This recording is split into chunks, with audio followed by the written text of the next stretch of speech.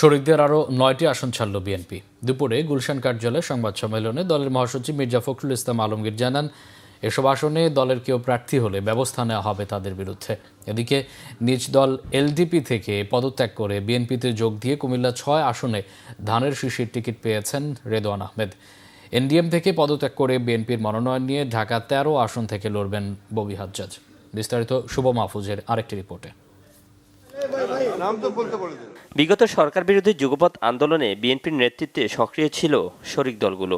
সরকার পতনের পর নির্বাচনের ঘোষণা এলে সমঝোতার মাধ্যমে আসন ছাড়ছে বিএনপি। গত 2 দিনে 5 আসন ছাড়ার পর বুধবার আরও 9 আসন ছাড়ে বিএনপি।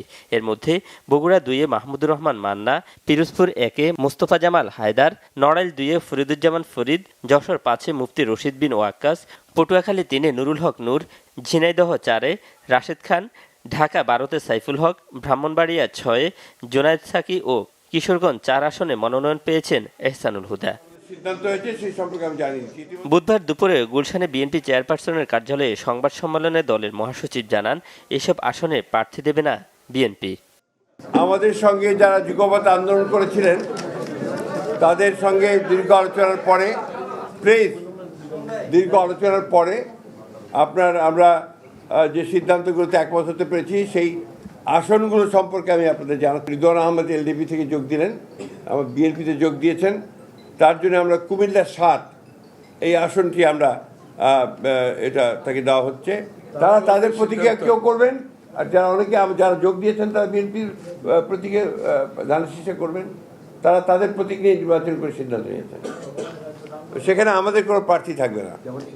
এদিকে নিজ দল ছেড়ে বিএনপিতে যোগ দিয়ে ধানের শীষের টিকিট পেয়েছেন এলডিপি মহাসচিব ডক্টর রেদওয়ান আহমেদ ও এনডিএম চেয়ারম্যান ববি হাজ্জাজ। এর মধ্যে কুমিল্লা 7 আসনে রেদওয়ান আর ঢাকা 13 আসনে ধানের শীষ প্রতীক নিয়ে লড়বেন ববি হাজ্জাজ। যেহেতু কর্নেল অলি আহমেদ দলের সভাপতি, তিনি একটু ভিন্ন মত পোষণ করেছেন, তো আমি ব্যক্তিগতভাবে এই বিএনপির প্রতিষ্ঠা লগ্ন থেকে বিএনপির সাথেই ছিলাম। তো আমি বিএনপিতে যোগদান করে বিএনপির প্রতিনিধি হিসাবে নির্বাচনে প্রতিদ্বন্দ্বিতা করব। এখন পর্যন্ত যুগপৎ শরিকদের জন্য 14টি আসন ছাড়ল বিএনপি। শুভ মাহফুজ, বাংলা ভিশন, ঢাকা।